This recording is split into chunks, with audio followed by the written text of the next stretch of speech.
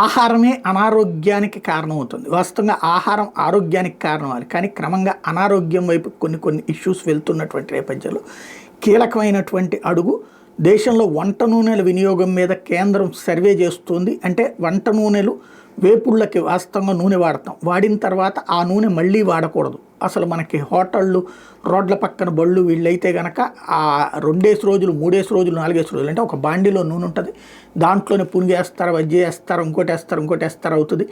ఆ తర్వాత మళ్ళీ తీసుకొచ్చి అంటే దాంట్లో నూనె తగ్గగానే ఇంకో 2 ప్యాకెట్లు పోస్తారే కానీ ఈ నూనెని పారపోయడమో లేకపోతే ఈ నూనెని తీసేయడమో ఉండదు. దాని వలన అట్లాంటిది పదే వాడే నూనె వలన అనారోగ్యాలు వస్తాయన్నది వైద్య నిపుణులు చెప్తున్నటువంటి వేళ కేంద్ర ప్రభుత్వం ఆన్లైన్లో ప్రజల అభిప్రాయాలు అడుగుతోంది.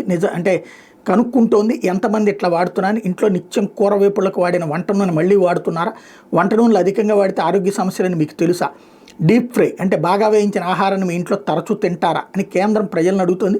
దేశంలో వంట నూనెల వినియోగం పెరుగుతుండటం, దేశీయంగా నూనెల కొరత నేపథ్యంలో తొలిసారి ప్రజల నుంచి వీటి మీద సమగ్ర సమాచార సేకరణకు ప్రత్యేకంగా సర్వే చేపట్టింది. భారత అర్ధగణాంక శాఖ వెబ్సైట్లో ఈ సర్వేకి సంబంధించిన 24 ప్రశ్నలు ఉంచింది. ఆన్లైన్లో మీ అభిప్రాయాలు చెప్పడానికి నెల 23 వరకు గడువు ఇచ్చింది.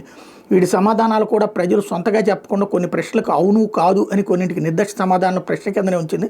వాటిలో ఏదో ఒకటి ఎంపిక చేసి ఆన్లైన్లో నమోదు చేస్తే మీ నుంచి సమాచారం ప్రభుత్వానికి లభిస్తుంది.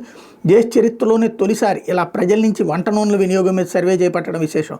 రోడ్లపై ఆహార పదార్థాలు తయారు చేసే వ్యాపారులు కొన్ని చిన్న హోటళ్లలో మళ్ళీ వంట నూనె మరగబెట్టి వినియోగించుకుంటున్నట్టు ఆహార నాణ్యత విభాగం అధికారులు గుర్తించడం, ఇలా గంటల కొద్దీ మరగబెట్టి వినియోగించడం, ఒకసారి వాడిన దాన్ని మళ్ళీ వాడటం వల్ల పలు ఆరోగ్య సమస్యలు తలెత్తాయని నిపుణులు హెచ్చరిస్తున్నారు.